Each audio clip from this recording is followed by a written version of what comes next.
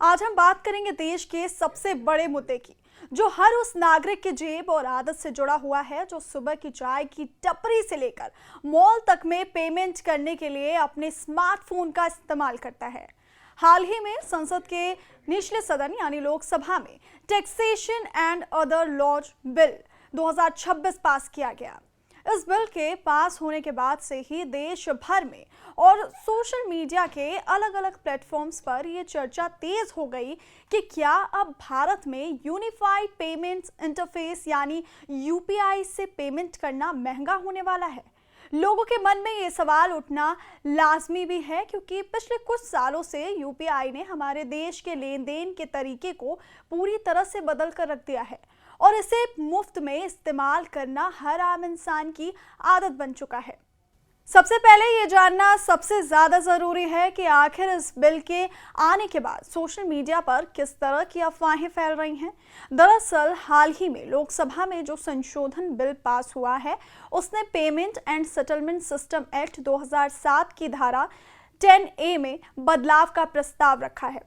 इस बदलाव को लेकर कई जगहों पर यह गलतफहमी फैल गई कि सरकार अब आम जनता और ग्राहकों से यूपीआई ट्रांजैक्शन पर सीधे चार्ज वसूलने जा रही है। लोगों को लगा कि अब दुकान पर सब्जी खरीदने या ऑनलाइन पैसे भेजने पर भी अतिरिक्त पैसे कटेंगे। इस तरह की अफवाहों के चलते आम आदमी के बीच एक प्रकार की चिंता और उलझन का माहौल पैदा हो गया कि क्या हमारा पसंदीदा और पूरी तरह से मुफ्त डिजिटल पेमेंट सिस्टम अब महंगा होने वाला है। लेकिन जैसे ही ये मामला तूल पकड़ने लगा, वित्त मंत्रालय और सरकार ने तुरंत सामने आकर इस परिस्थिति पर पूरी तरह से इसको साफ किया और जनता को भरोसा दिलाया कि उन्हें घबराने की बिल्कुल भी ज़रूरत नहीं है। सरकार और वित्त मंत्रालय की तरफ से जारी आधिकारिक बयानों में ये बहुत ही स्पष्ट रूप से कहा गया कि आम यूजर्स के लिए यूपीआई पेमेंट पहले की तरह ही पूरी तरह से मुफ्त बने रहेंगे। वित्त मंत्री निर्मला सीतारमण ने भी सोशल मीडिया के जरिए इस बात पर जोर दिया कि मर्चेंट डिस्काउंट रेट या एमडीआर जैसी बातें केवल चुनिंदा मर्चेंट्स यानी दुकानदारों या फिर कारोबारियों पर लागू होती हैं, ना कि किसी आम ग्राहक या फिर यूजर्स पर। इसका मतलब ये है कि अगर आप एक आम नागरिक हैं, अपने परिवार या दोस्तों को पैसे भेजते हैं, किसी दुकान पर भुगतान करते हैं, बिजली का बिल भरते हैं या ऑनलाइन शॉपिंग करते हैं, तो आपको एक भी पैसा एक्स्ट्रा चार्ज के रूप में नहीं देना होगा। आपके सभी पर्सन टू पर्सन यानी P2P ट्रांजैक्शन पूरी तरह से फ्री हैं और आगे भी फ्री ही रहेंगे। इसलिए आम जनता को इस बात को लेकर किसी भी तरह की अफवाहों पर ध्यान नहीं देना चाहिए, क्योंकि सरकार की प्राथमिकता हमेशा से डिजिटल इंडिया को बढ़ावा देना और आम आदमी को सहूलियत देना रही है। अब सवाल ये उठता है कि अगर आम जनता से पैसे नहीं लिए जा रहे हैं तो फिर इस नए बिल और संशोधन का असली मतलब क्या है और ये चर्चा में क्यों आया।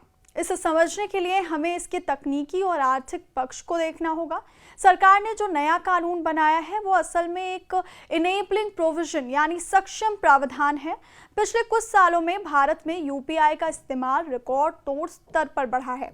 आज आलम यह है कि देश में हर महीने अरबों की संख्या में ट्रांजैक्शंस हो रहे हैं, जिसके लिए मजबूत तकनीकी बुनियादी ढांचे, 24 घंटे काम करने वाले सर्वर्स, मजबूत साइबर सिक्योरिटी और ऑनलाइन धोखाधड़ी को रोकने के लिए पुख्ता सुरक्षा तंत्र की ज़रूरत होती है।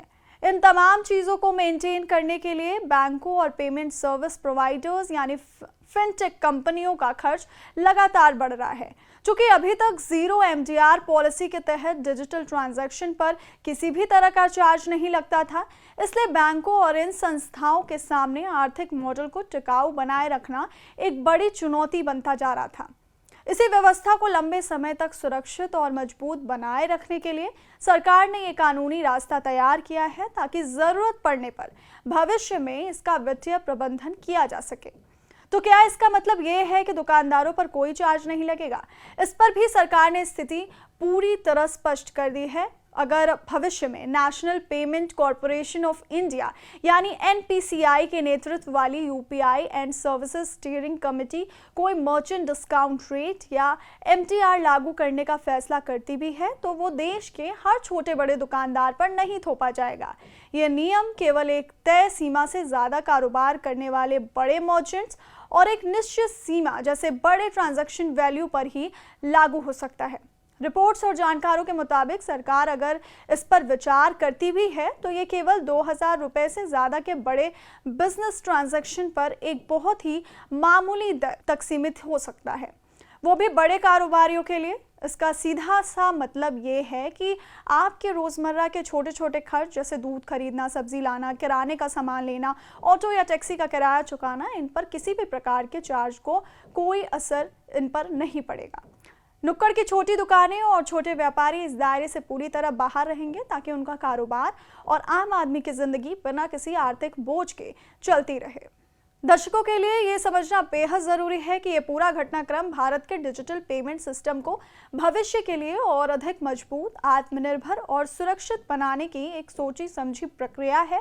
दुनिया का सबसे बड़ा रियल टाइम पेमेंट सिस्टम होने के नाते भारतीय यूपीआई इकोसिस्टम को लगातार वित्तीय समर्थन और तकनीकी उन्नयन की आवश्यकता है ताकि ये आने वाले समय में और अधिक तेजी से देश के अर्ध शहरी और ग्रामीण इलाकों तक फैल सके। सरकार ने संसद में स्पष्ट कर दिया है कि नागरिकों को केवल आधिकारिक और पुष्ट जानकारियों पर ही भरोसा करना चाहिए और किसी भी तरह की भ्रामक या अधूरी सूचनाओं से बचना चाहिए। तो कुल मिलाकर बात साफ है, आपका यूपीआई पेमेंट कल भी फ्री था, आज भी पूरी तरह से फ्री है और आगे भी आम जनता के लिए ये मुफ्त ही बना रहेगा।